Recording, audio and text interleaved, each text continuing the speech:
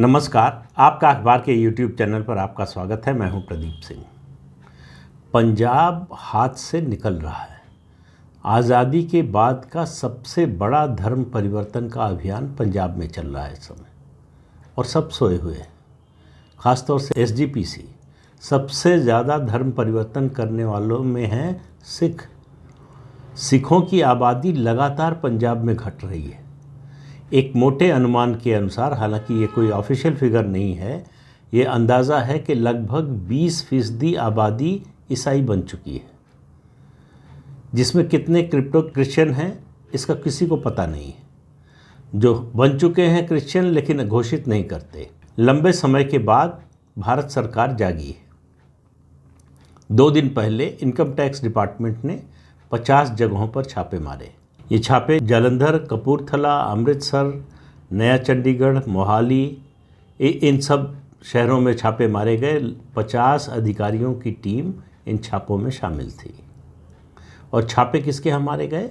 मुख्य रूप से 2 पेस्टर्स के यहाँ।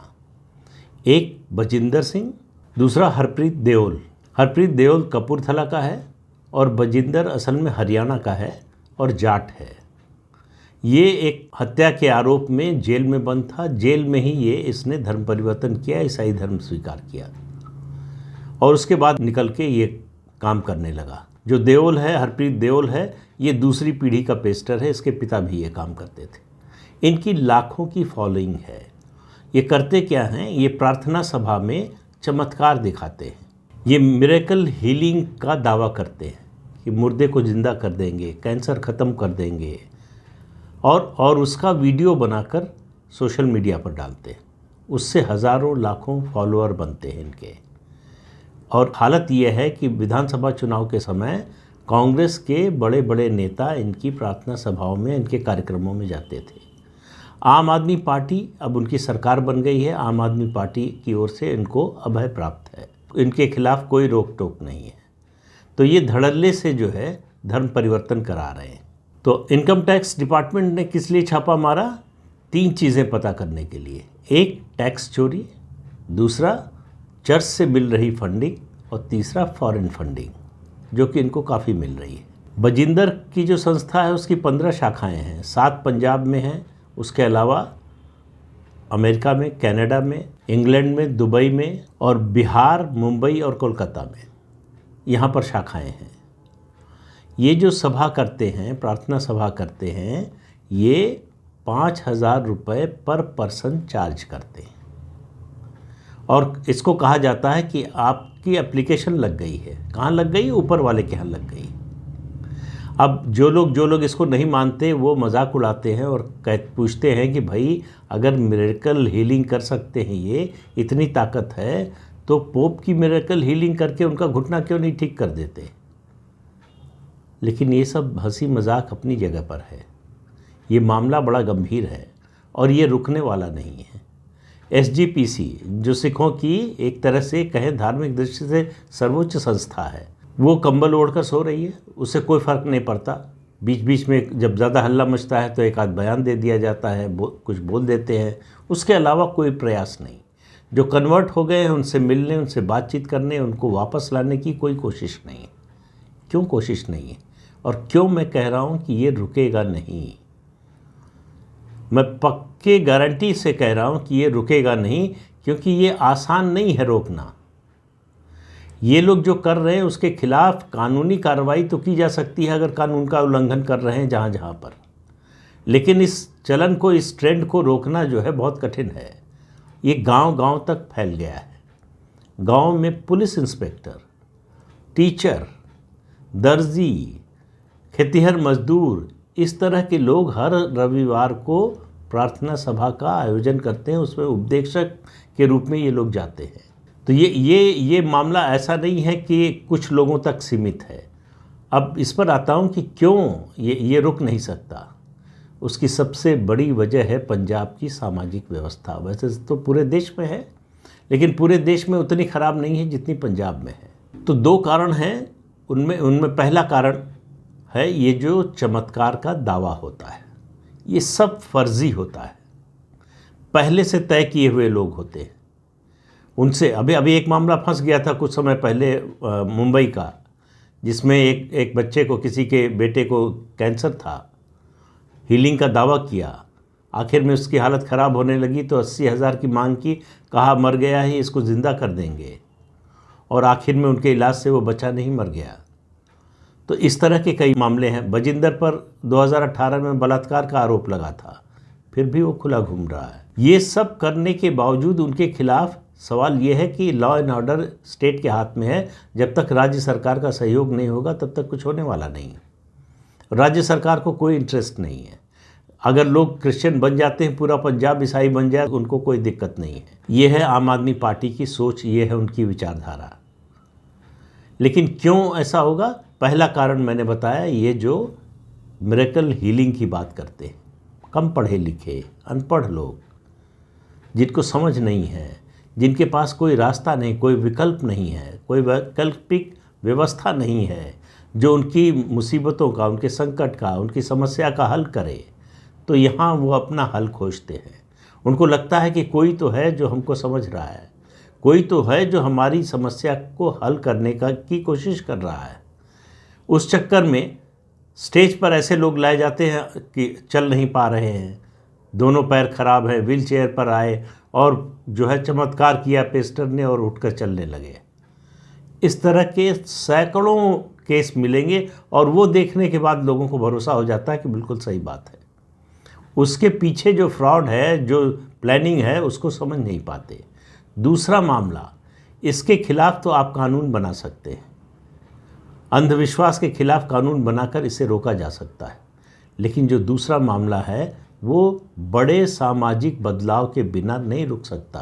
वो है अपने अपने धर्मों में, चाहे सिख धर्म हो और चाहे हिंदू धर्म हो, उनके मानने वाले जो गरीब लोग हैं, दलित, पिछड़े, उनका तिरस्कार धर्मस्थलों पर, गुरुद्वारों में और मंदिरों में। कौन लोग धर्म परिवर्तन के लिए जाते हैं? तो ये धर्म परिवर्तन के लिए जाने वालों में सबसे ज़्यादा मजहबी सिख है। मजहबी सिख मतलब दलित सिख। इसमें वाल्मीकि हैं, सांसी हैं, राय सिख, बावरिया, बाजीगर, गधीले और नट, इस समुदाय के लोग हैं जिनको गुरुद्वारों में सम्मान नहीं, तिरस्कार मिलता है। हिंदू हैं तो हिंदू मंदिरों में उनको प्रवेश नहीं मिलता है। ऐसे ही लोग हैं जो एक समय ये डेरों में जाते थे, अब भी जाते हैं। डेरों में जाने वाले भी इसी समाज के लोग हैं ज़्यादातर, और धर्म परिवर्तन के लिए भी जाने वाले भी। इसकी बड़े पैमाने पर इंटरनेशनल फंडिंग होती है। ये जो लोग आते हैं, ये दरअसल अपने धर्म, मजहब, पंथ से तिरस्कृत लोग हैं। तो ये तिरस्कार नहीं रुकेगा तो ये धर्म परिवर्तन नहीं रुकेगा। इस पर कोई काम करने वाला नहीं, कोई सामाजिक संस्था काम नहीं कर रही है। वो किसी भी, चाहे सिख समाज से हो, चाहे हिंदू समाज से हो, कोई इस दिशा में कोई काम नहीं कर रहा है। इसलिए इसमें बदलाव आ जाएगा केवल कहने से कि गलत हो रहा है, गैरकानूनी हो रहा है, कोई सुनने वाला नहीं है। ये लोग भी जो इस झांसे में आते हैं, वो भी, क्योंकि उनको लगता है कि जहाँ से वो भगाए गए हैं, जहाँ से वो तिरस्कृत किए गए हैं, वहाँ से बेहतर स्थिति यहाँ है, उनको कम से कम सम्मान तो मिलता है, कोई पूछता तो है। और उससे बड़ा ये मामला केवल सामाजिक या धर्म परिवर्तन तक सीमित नहीं है, ये मामला डेमोग्राफी के परिवर्तन का है, राष्ट्र की सुरक्षा खतरे में डालने वाला। जिन शहरों में, जिन गांवों में, मतलब जिन इलाकों में, जिन ज़िलों में पंजाब के हो रहा है, उसमें माझा और दोआबा के अलावा मालवा के जो सीमा से लगे हुए ज़िले हैं, फाजिल्का और फिरोज़पुर, वहाँ भी धड़ल्ले से बड़े पैमाने पर धर्म परिवर्तन चल रहा है। तो ये इनकम टैक्स के बस की बात नहीं है इसको रोकना। इनकम टैक्स का छापा पड़ा है, इन लोगों के खिलाफ एक्शन हो, ये एक अच्छा कदम है, लेकिन ये बहुत देर से उठाया गया, बहुत छोटा सा कदम है। इससे कोई बड़ा परिवर्तन नहीं आने वाला, क्योंकि अंदाज़ा ये है कि लगभग 50 से 55 हज़ार ऐसे उपदेशक, पेस्टर जो है वो पूरे पंजाब में काम कर रहे हैं। इस पूरी फौज को रोकने का कोई तरीका किसी के पास है नहीं, और इच्छा शक्ति भी नहीं दिखाई देती कि बड़े पैमाने पर कोई संस्था या सरकार की ओर से इसके लिए कोई जो है बड़ी तैयारी करके, बड़ी योजना बनाकर केंद्र और राज्य मिलकर कुछ ऐसा करें, इसको रोकने का प्रयास करें, ऐसी कोई इच्छा शक्ति दिखाई नहीं दे रही है। इसलिए पंजाब खतरे में है हर दृष्टि से। जिस तरह से अलगाववादी तत्व, जिस तरह से खालिस्तानी तत्व सक्रिय हो रहे हैं, उनको जिस तरह की फंडिंग मिल रही है, उसका असर देखिए बाहर भी, इंग्लैंड में हुआ, ऑस्ट्रेलिया में हो रहा है, हिंदू मंदिरों पर हमले हो रहे हैं। तो एक ये हिंदू सिख डिवाइड फिर से पैदा करने की कोशिश हो रही है, हिंदू और सिखों को आपस में लड़ाने की कोशिश हो रही है। उसमें ये धर्म परिवर्तन, कोढ़ में खाज, ये धर्म परिवर्तन की कोशिश, यानी जिस धर्म से आपस में जुड़े हुए हैं उससे नाता टूट जाए। और फिर क्यों न टूट जाए?